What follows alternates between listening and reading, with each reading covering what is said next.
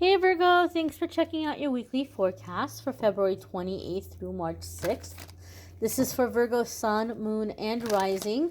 This is going to be for the time frame I mentioned. However, you might stumble upon the video after that time frame, and that's just fine. You're going to find it whenever you were meant to hear the messages that are in it. So we're going to connect here and see what messages are coming up for Virgo sun, moon, and rising. Keep in mind that this is a general reading for the Virgo collective. Not every single message will resonate, but take what does and leave what doesn't. Let's get right on into it, my dears. So the first card that's coming up here is the Hanged Man. And this is a major arcana card. A lot of people don't like to see the Hanged Man because they feel like it means that nothing is happening or things are stagnant or, it's like boring energy. But what they forget is the Hanged Man is a major arcana card. And the major arcana cards are always going to come up when this is like a designated little pit stop in your soul's journey, in your soul's path. So the major arcana cards come up when we're coming into a really significant new chapter in our life. The situations that we're dealing with, the things that we're experiencing are directly connected to what we came here to accomplish, what we came here to master, how we came here to grow. Major arcana cards are very significant.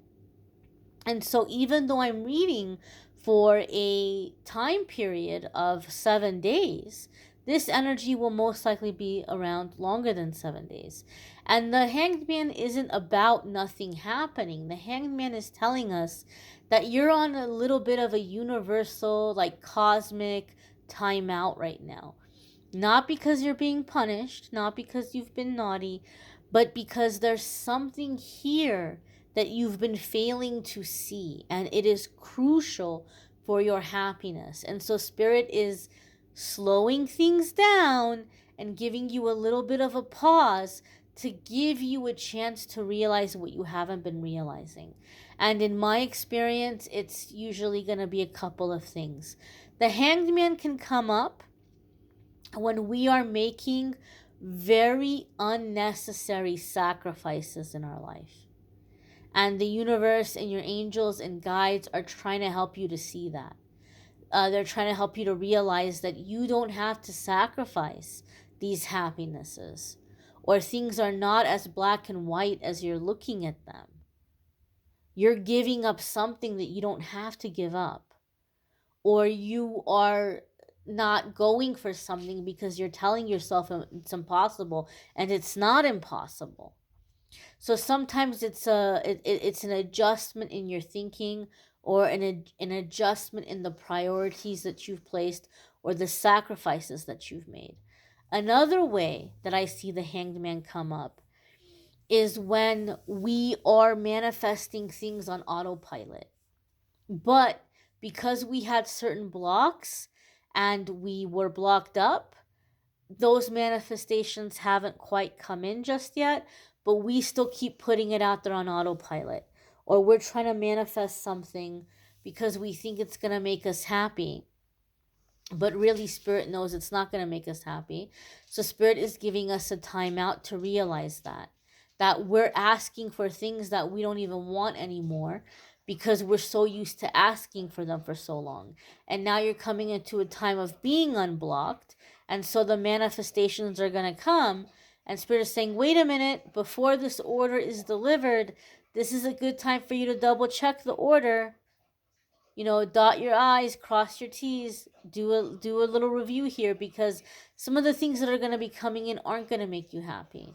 So maybe you've been manifesting or trying to manifest things that you've outgrown, that you're not even interested in anymore, but you keep putting it out there because it's on autopilot, or you're so used to it. Or you're trying to manifest some kind of success in your career, or some kind of romantic partner, because you've been taught, you've been conditioned that this is the best career situation, or this is the ideal romantic partner. But when it comes down to it, it's not gonna make you happy. You're manifesting somebody else's dream. You're manifesting what somebody told you you should want. But in your heart of hearts, you don't want it. And when you get it, you're not going to be satisfied with it. And Spirit knows this and is trying to help you to realize that. Okay? These are the ways that I often see the Hanged Man come up. The next card that's coming up here for Virgo is the Page of Wands. And the Page of Wands, it can be a time that we're getting our fire back. We're getting our passion back. Sometimes I refer to the Page of Wands as the second adolescence. It's like, there's the emo phase of being a teenager when we want to lock ourselves in our room and listen to sad music and hate ourselves and hate the world. But then there's the aspect of the teenager experience when you're full of confidence and optimism and you have these big dreams and you think you're going to go out there and grab the world by the tail and put it in your pocket, right? So the Page of Wands for me is that second adolescence period where you're getting your confidence back. You're figuring out who you are. You may be changing this week, Virgo, in the way that you're presenting yourself to the world. You might be giving yourself some kind of a makeover. You might be getting more expressive in the way that you're doing your grooming or your makeup, or the way that you dress. Maybe you're doing a more natural approach and you're saying, I'm done with all of this over the top stuff and this is who I am. Or maybe you're saying, I want something more fun, more playful, more colorful, more expressive. Whatever it is, I feel like Virgo is beginning to do things so that your outside, you feel like your outside is matching your inside. Like, this is who I am on the inside and I want to be expressive of this on the outside. That's the feeling and the vibe I'm getting here with the Page of Wands for a lot of you. Page of Wands is very ambitious. It's being in your fire. It's going out there and wanting to experience the world, experience your dreams, finding your clique, your crew, the people that you vibe with. And so Virgo, some of you might be coming into a time that you're finding yourself being more expressive and being more social. One heads up I want to give you, Virgo, is you are going to have people in your life that are like, Virgo, what are you doing? Virgo, are you having a midlife crisis? Virgo, I can't see you doing this. I can't see you doing that. This isn't you, right? But this is the thing. Nobody can tell you who you are. You decide who you are, right? You can't live your life to edit yourself to fit someone else's narrative or what's convenient for them or who they need you to be. You get to decide who you are. I feel like some of you are about to go after a dream or an interest that's going to end up being wildly successful, and the people in your life are, what? Like, where did this even come from? This came out of nowhere. I didn't know you had that ability. I didn't know you had that interest. I didn't know you had that talent. Okay? I'll give you an example. Some years back, I felt very led. I felt very guided to get into stand-up comedy because it terrified me. That's why I did it, because it terrified me. And I was like, I want to try to be braver and get over this fear and put myself out there. One moment here. Alright, sorry about that. My doggy was getting my attention. I thought it was funny, but people thought I was really serious and mean, and I was in a corporate job at that time, and so I wasn't seen as a funny person, but I just wanted to try to do that. And when people found out I was doing it, they were like, why would you do that? You're not funny. You're going to be so embarrassed up there on the stage. I even have people tell me they were afraid to see me perform. But once I did it and I got up there, I had nights where I killed, right? And people would come up to me after and say, oh my gosh, you were one of my favorites, or oh my gosh, you were so hilarious. I had other people come up to me and say, hey, will you perform in a show that I'm putting together?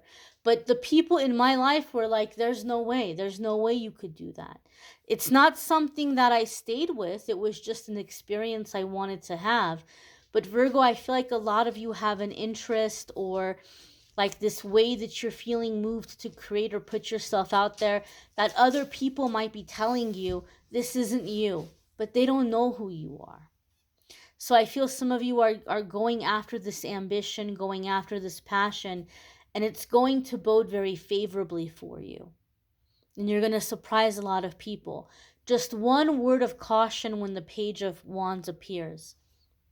We don't want to get so carried away with the ambition and the excitement and the fire that we do risky things or risky decisions. So it might not be a good idea to say, all right, I'm going to quit my job and I'm going to go full time into this. Maybe you want to let it build. Maybe you want to let it be more stable before you quit your job. Or it might not be a good idea to say, oh, this is really what I want to do with my life. So I'm going to empty out my entire savings and I'm going to buy all this equipment and I'm going to do all this stuff. Like, you don't have to rush into it. You don't have to do big gambles, right? So the Page of Wands says, avoid that urge to take a big gamble or to take a big risk that is very dangerous, very risky. We want to take planned risks. We want to take educated risks. We want to take risks that aren't going to break the bank or aren't going to break our back, right? So go forward, take the chance, but don't go to the extreme with the chances that you're taking, right? Don't do things that are too risky or that are putting you in a difficult situation financially. The next card that's coming up is the Ten of Swords. Now, this is a card that scares a lot of people, right? Let's face it, it doesn't look like a happy card, right? We have a card here where there's somebody laying down, face down with 10 swords in their back. It doesn't look happy. But the Ten of Swords, the meaning of the Ten of Swords is that we're done with some old cycle. And we're never going to go back to it again. We're never going to repeat that karma ever again. We've learned what we needed to learn from it, and it's done. The Ten of Swords is also a card that comes up when it's talking to us about a time of like a permanent sobriety, right? Sometimes when we're recovering from self-sabotaging habits or self-medicating habits, sometimes it can be a journey. We give something up and we go back to it. We stop for a little bit and then we give in. We fall off the wagon, so to speak. When the Ten of Swords is coming up, it's saying there's no more falling off the wagon. There's no more going back to it. Like this time you've got it. This time it's gonna stick. This time it's permanent. It's a change in the way of your life. It's a change in the way that you're dealing with things. So if you have been self-medicating, or if you have been doing something that has been like holding you back or harming you or stunting you in some way, you're overcoming that. You're breaking out of that energy. Ten of Swords could also be where you're cutting ties with anyone who is not being supportive of this new path. You're like, I don't need that kind of negativity. I don't need that kind of drama. I don't need that kind of criticism. So there could be, cutting certain people or situations out of your life. Ten of Swords also comes up for me when you've outgrown a situation and holding on to it or staying in it is keeping you small. And that's becoming way too uncomfortable, way too unpleasant. And now you're coming into the energy of, okay, well, now I'm ready to be me. Now I'm ready to live my life. Now I'm ready to allow myself to grow and not to force myself in this tiny little situation, right? I'm too big for this. And so you're allowing yourself to embrace that. And you're allowing yourself to grow, even if it means that you're having to leave certain people behind.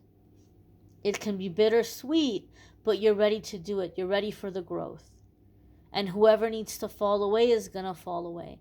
But know and understand this, Virgo, that as you move forward, you will pick up new soul family.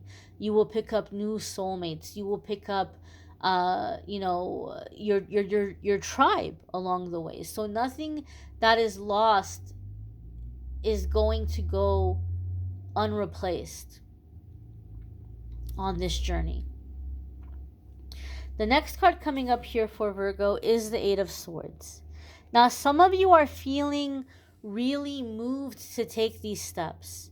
You're feeling really moved to go and take this leap of faith and to follow these dreams and ambitions and ideas and to be in your passion, to be in your self-expression. But the Eight of Swords is telling us that there's still some of you who are looking for validation or looking for someone to support you and say, yeah, Virgo, this is a great idea, go for it. Or you're looking for someone to do these things with you, right? I gave the example of the comedy class, and you might be thinking, oh, okay, I'm going to do a comedy class. But I want to find a friend to do it with me, or I want to find somebody to go do it with me, or I need to find somebody who's awake, somebody who's ascending, someone who's evolving, so that we can go and we can do these spiritual things together, or we can go on these adventures together. And you're like maybe praying and visualizing and trying to manifest. So it doesn't have to be romantic, even a friend, a partner to come in and to do this stuff with you. Like, oh, well, I have this idea for this business, but I got to find the right partner, or whatever it might be. And you're saying, okay, universe, send me the person. If you want me to take these steps, if you want me to do these things, send me the person. And this is where it gets tricky. In the current energy, in the current environment, you're going to find more of the same type of people. You got to break out of that circle first. Eight of Swords for me is like the injured baby seal, because energy attracts energy and like attracts like. So if you're feeling stuck in a situation and you're feeling like somebody else has to come in and get you out of it, or help you out of it, or help you to go on this new adventure, the best case scenario is you're going to attract someone who is feeling equally as lost. And they're going to be looking at you like they want you to be the leader. They want you to figure it out. They want you to support them and help them figure it out. And so what might happen over time is these are two people that are going to start bickering. These are two people that are going to look at each other and say, you know what? I'm getting really sick and tired of you leaving everything on my shoulders. I'm getting really sick and tired of I always have to be the one to come up with the solution. I always have to be the one to figure things out. And you might be like, what? It's the other way around. I'm always the one that has to figure everything out. And then you start going at each other, right? Like it's two people that are, unable to find the way together. The worst case scenario is you're going to attract a person who's a bit of an opportunist, who's going to look at you as an opportunity to get into your pants, like get you into bed or get into your money, or simply just to have power over you. Like, oh yeah, that's right, you look to me. I tell you what to do. I tell you to go left. I tell you to go right. Right? I'm in charge here, right? So that's the worst case scenario. So when the Eight of Swords comes up, the Eight of Swords says you are not as stuck as you think you are. This is an illusion. Even looking at the picture, that rope is not around her all that tight. She can very easily shimmy her way out of that. She can pull the blindfold over her eyes, and then she can see, whoa, I'm not stuck. There's plenty of room to walk here. I can very easily walk forward. And you know what? I got all these swords here. Maybe I'll grab a few of them. Maybe I'll use them for protection on the journey, or tools to chop things up and prepare meals. Maybe I'll sell a few of them and get some money. The things that you think are blocking you, the things that you think are obstacles, are actually a part of the solution. You can put them to use to get ahead in the situation. And that brings us back to here, the way you're looking at the situation, the way you're perceiving the situation. There are solutions here that you're not seeing. So you can ask your angels and guides to help you see those solutions. You can ask your angels and guides to help you see what you've been missing.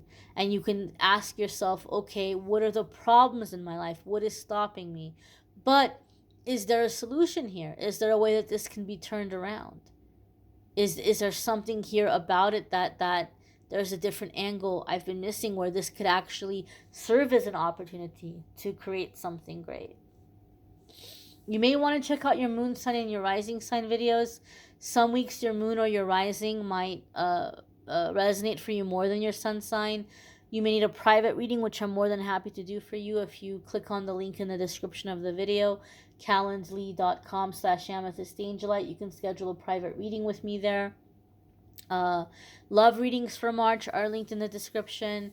I am also doing daily messages now, so be sure to check those out. I hope you all have a wonderful week ahead. I thank you for watching, liking, sharing, commenting, subscribing. Hopefully, I'll see you all in the comments and the daily messages as well. Take care and be well, my dears.